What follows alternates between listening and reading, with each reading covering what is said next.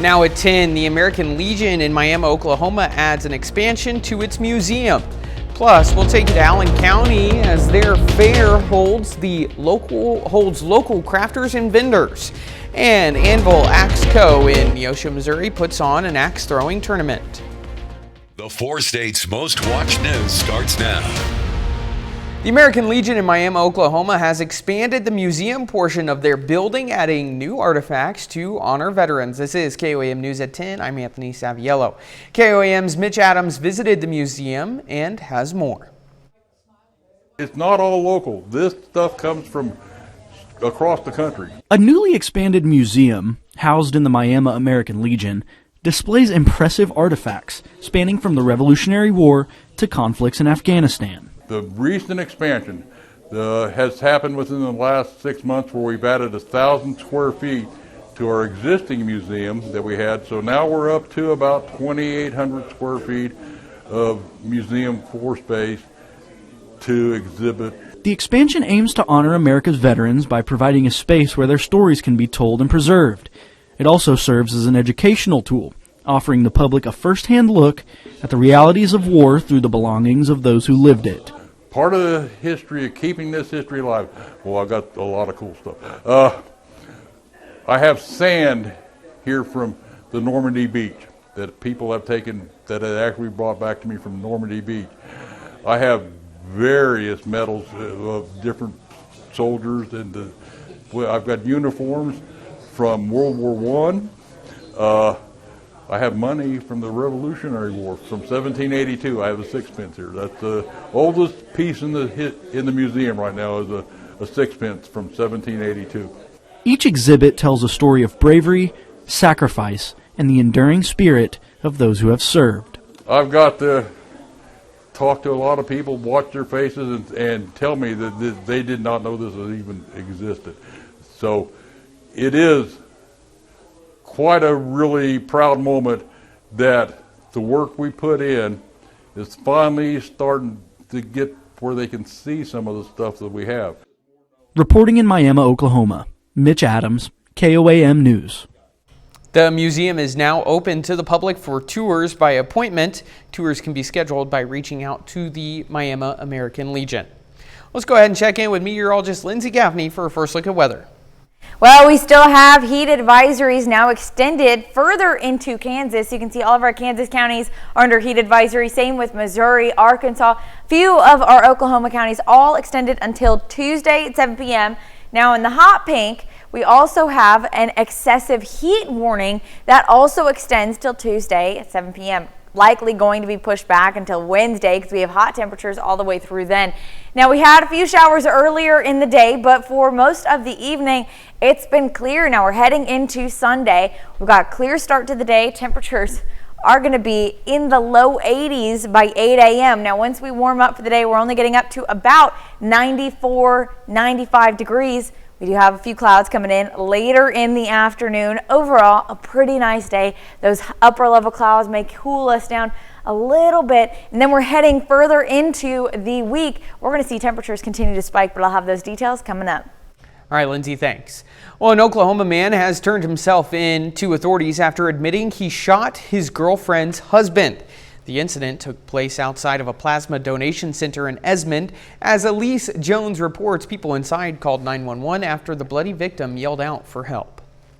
There's a kid with a gun here at the building. 911 calls flooding into the Edmond Police Department Tuesday afternoon. Police say 21-year-old Micah Hill was in his girlfriend's car and she was inside when her husband came up to the car window. Hill told police it scared him because they've met before and the husband allegedly had spit in his face and threatened him in the past. Hill said out of fear, he grabbed his girlfriend's gun, loaded it, and got out of the car. People in the area saw him armed.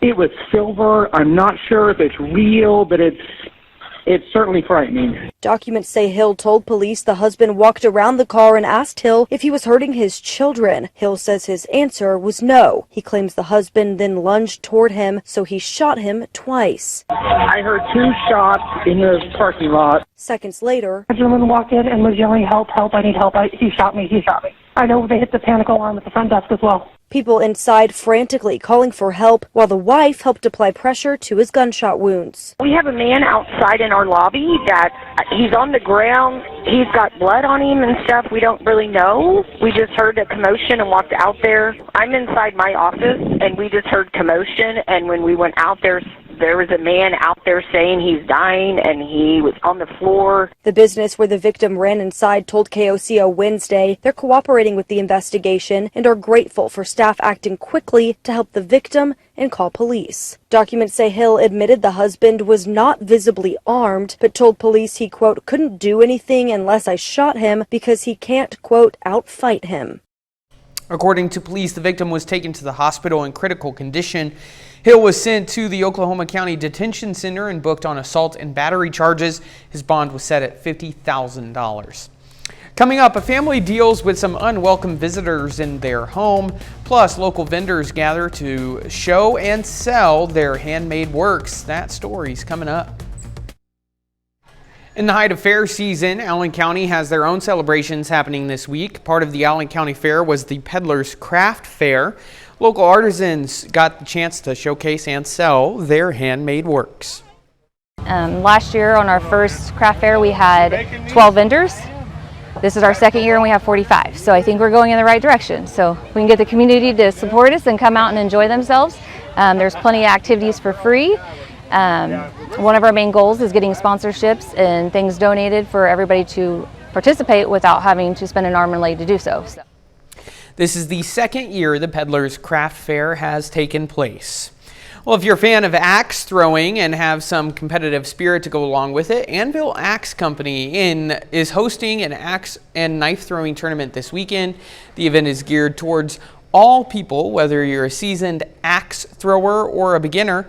Events include hatchet, big axe, hatchet duels, knife, and knife duels. What's nice about it is we have some really competitive throwers right here in our axe house, and so we had 4 of our competitors go to the World Championship. So we compete at a very high level. However, it's built for a recreational crowd as well. Events continue on into tomorrow for those who are interested. Well, bats may be considered nature's flying exterminators. For example, a single bat can eat 600 mosquitoes a day, but for one family in Missouri, they've become a little bit of a problem and have made their house the bat's new home. Chris Bryant has their story. We all dread the unwanted visitor. But that chirping sound, well, maybe it's a mouse, which is not what we thought it want. was a squirrel, yes. And my mother is a wildlife rehabber for Greene County, and we asked her to come over, and she said, those are bats. You need to get remediation in as quick as you can. For Ashley Goris, This is our master bedroom. This was the wall that they inhabited. And then this is right above our screened-in porch, the second access point. one bat was trying to move in. We first found a bat in the house September of 2024. 3 more bats would be spotted around their house, 2 on their porch and another. The 4th bat, the one that we found while the boys were sleeping, we were not able to find that one. And that's when we called the health department and said, I think we have a problem. I've seen this movie. I know, we have too. We felt like we were in it. I mean, if you stood by this window, you would just see them, we counted hundreds. Well, the family can find the humor now as they call their home the Bat Cave. Sectioning off their home from the bats was just one step. So we all went to the Mercy Emergency Department to get our first rabies vaccine and our immune globulin shot, and then we went to the acute ambulatory care center off of National for the remaining vaccine doses. And for her son, the reality set in. One of the things my youngest son said, he said, so let me get this right. He said this on the way to the emergency department. Rabies is 100% fatal. And I said, yes. And he said, and if I get the vaccine before any symptoms, there's a 100% chance that I live. And I said, yes. So after he got his first 2 shots, 1 in each thigh, he looked at me and he said, Mom, the nurse could have just saved my life. And I said, you're absolutely right. She could have. When it comes to rabies vaccinations, the standard treatment is to be reactive. the sooner the better you get the rabies shot. And yes, you are absolutely right. You need several shots in order to prevent from that happening. But if you get the shots, there have never been a case of people who actually got the shot and got rabies afterwards. On average, in the United States, there are around 5 cases of rabies in humans each year.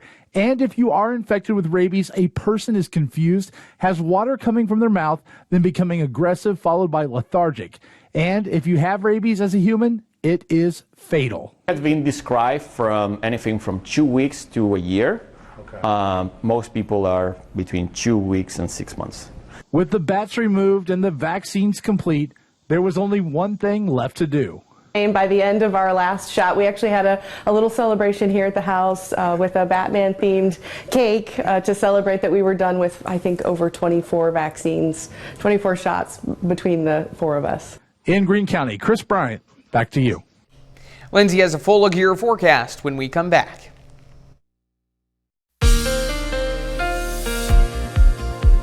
Well, we did have a few showers earlier in the afternoon, but overall today was a really nice day. Still pretty warm. Let's go ahead and take a look outside downtown Joplin from the Cornell Arts and Entertainment Complex. Now we do have, again, mostly clear skies tonight, but we had a few showers earlier, mainly along I-49 and then pushing out towards the east, so we're looking pretty good.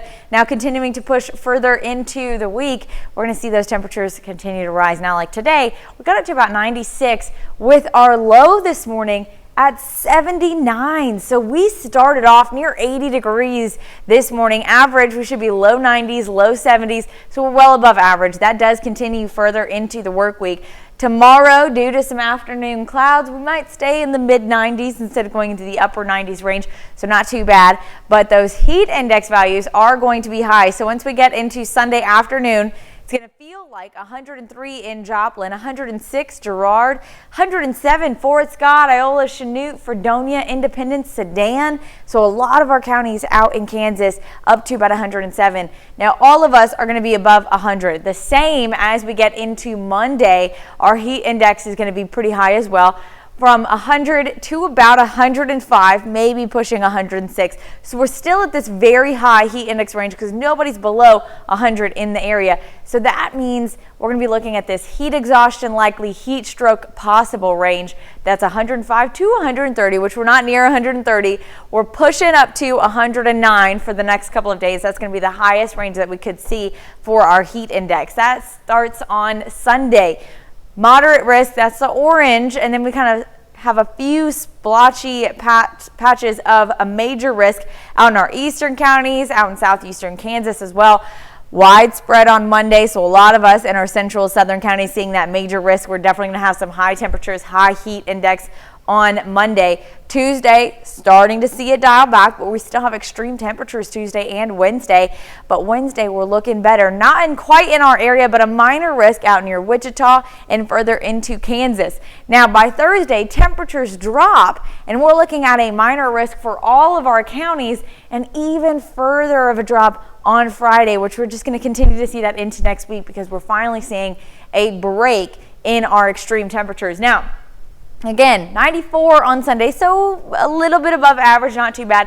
96 on Monday, 97 Tuesday, 98 on Wednesday, and then flipping that, low 90s on Thursday and Friday, mid 90s on Saturday, back to lows Sunday, and upper 80s on Monday. We also have recurring chances of thunderstorms starting on Thursday and then continuing into the rest of the weekends into early the following work week. It's going to be Monday, so we have these two high pressure systems, so we're going to be pinched right in between those, bringing our temperatures down and bringing some daily rain chances for most of the 4 states.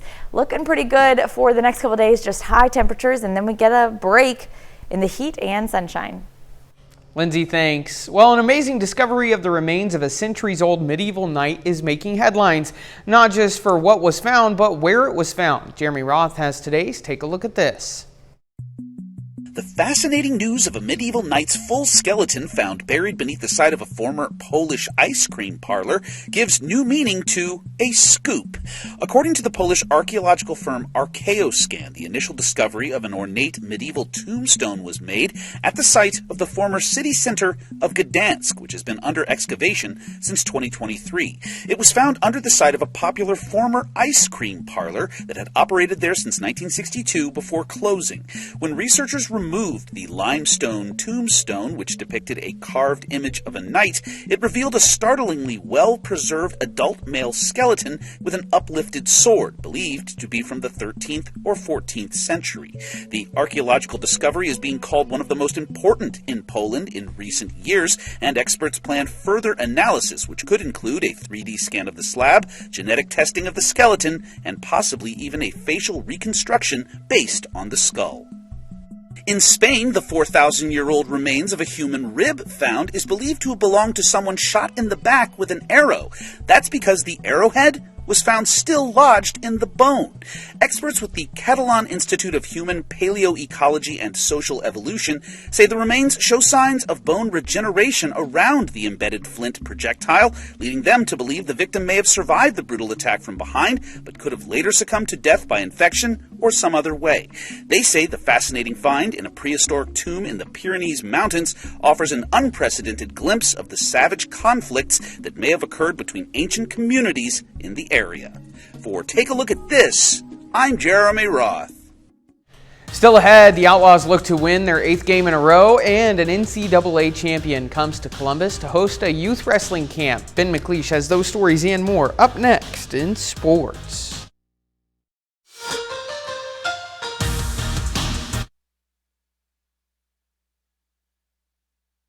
Was hospitalized following a car crash in Bourbon County. Now the PSU softball team, athletic department, and local sporting goods store Jock's Niche have set up a fundraiser. You can support the cause by picking up her shirt right here in Pittsburgh at Jock's Niche on Broadway or the Wichita location. The proceeds go to the Forbes family, helping them offset medical expenses as Kendall receives life-saving care at the KU Medical Center. Orders will be taken through the end of July. Well, it's not every day you get to meet an NCAA champion, but over 60 kids throughout the 4 states did just that today. Wyatt Hendrickson, a Kansas native and 2025 NCAA champion, hosts a youth wrestling camp today at Columbus High School. Kids aged between 6 to 18 came out to meet Hendrickson and receive one-on-one coaching. Hendrickson hosts youth camps the entire summer with one major goal: to bring out the love of wrestling for kids all around Kansas. Kansas is where I'm from. It's my people, and they've poured so much into me my entire life of wrestling. So now it's my turn to give back. So I love coming to, all over Kansas so that I can give back and teach these kids, what I've learned, and letting them know that even if we're from a small place of Kansas, doesn't matter. We can still do great things. We're all just one family at the end of the day, and that's important to me. We're all brothers and sisters out here having fun. The Joplin Outlaws take on the Sherman Shadowcats at Joe Becker Stadium tonight, looking for their 8th straight win. Yesterday, Joplin won 11-1 in 8 innings via the run rule. Today, the offense only scores 2 runs, but they still get the job done thanks to a 8-inning masterclass from reigning MAL Pitcher of the Week, Walker Sweet. As the Outlaws win their 8th game in a row, they are the first team to reach 40 wins on the season. Well, over in the major leagues, the Royals have a doubleheader with the division rival Guardians. Game 1 goes to extra innings where Jonathan India hits a 3-run walk-off bomb to secure the win for KC in the series opener. But the Guardians respond in Game 2, scoring 6 runs and taking down KC 6-4. So the Royals go even on the day and still sit 4.5 games out of the wild card. But the Royals do make a big move in the middle of their second game. They trade for Diamondbacks veteran outfielder Randall Grichuk. They give up rookie pitcher Andrew Hoffman, who's only made 3 appearances out of the bullpen this season. Grichuk is the second veteran player the Royals have signed before the trade deadline, and it seems like the Royals are gonna be small buyers. So far, no big names, but they're hoping Grichuk and last week's addition, Adam Frazier, can make a difference for this year's team. And the Cardinals had the chance to clinch the series over the Padres, but they can't get their offense going. San Diego wins 3-1. The Redbirds will try again for the series win tomorrow at 1:15. In Minnesota, PGA golfers wrap up day 3 of the 3M Open, and we end the round with a tie for first place. Akshay Bhatia shoots 8 under today to end the round, tied with yesterday's frontrunner Thorbjorn Olesen. But they'll both have their work cut out for them tomorrow because 4 golfers finish at 17 under, including Kurt Kitayama, who shot 11 under today, passing 41 golfers in the process. Overall, there's 11 golfers within 3 strokes of first place, so we should get an electric final round tomorrow. Well, let's go back real quick to some Major League Baseball. What's your takeaway? Cardinals were looking good. They're not looking great anymore. What's your takeaway for them to hopefully be successful further in the season? Yeah, well, I think their series loss to the Rockies last week was really tough. Worst team in baseball. They followed it up with a series against the Padres, one of the better teams. They actually win the first 2. That was huge. They lose today, but tomorrow is going to be a big game. The word's still out. Are they going to be sellers or buyers? Are they going to give up on the season in hopes of rebuilding for next year? Are they going to try to make the playoffs? They're certainly still in the hunt, but does management think that they're capable of going the entire way? We'll have to see. Absolutely. We'll be right back. Well, we have high temperatures for the next couple of days. Partly cloudy skies on Sunday, but a nice sunny stretch Monday through Wednesday. Plus those temperatures getting into the upper 90s with a heat index range from about 101 to 109 through Wednesday. Now, temperatures drop, low 90s for the rest of the work week and into the weekend, plus daily rain chances starting Thursday. Well, it's good to have a little bit of rain in the forecast. Forecast for sports for us. What can we look forward to this weekend? Well, we've got an exciting matchup coming up soon. Pittsburgh All-Stars versus the Webb City Little League All-Stars. Yeah. Team Kansas, Team Missouri, August 1st. It's going to be a great game. And it's not the first time these two have faced each other, so I'm excited to see what the outcome is. Only 20 minutes away, and they have to travel like 8 hours to play each other. Yeah, exactly. Well, best of luck to both teams. We're right back here tomorrow. Have a great night.